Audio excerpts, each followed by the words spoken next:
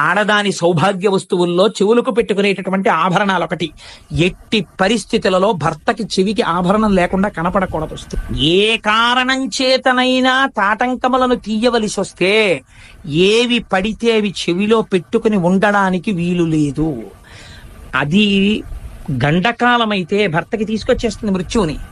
ఏవి పెట్టుకోవాలి? 4 తాటాకులు తెప్పించుకుని చీల్చుకుని, అందుకే అమ్మవారికి సౌభాగ్యదాయిని అని పేరు. ప్రపంచంలో 8 ఉన్నాయి సౌభాగ్య వస్తువులు. ఈ పొరపాటున కూడా కాలుతో తొక్కడం కాని, కాలు తగలడం కాని, నోటితో నింద చేయడం కాని, విమర్శించడం కాని, తక్కువ చేసి మాట్లాడడం కాని చేస్తే అటువంటి వారు ఉత్తర జన్మలయందు అమ్మవారి యొక్క అనుగ్రహాన్ని కోల్పోతారు. మొట్టమొదటిది తాడి చెట్టు, రెండవది చెరకు. అందుకే అమ్మవారి చెరుకు పట్టుకుంటుంది. చెరుకు ముక్కలు తీసుకొచ్చి అమ్మవారికి పెట్టినా వినాయకుడికి పెట్టినా పరమ ప్రీతి. కాబట్టి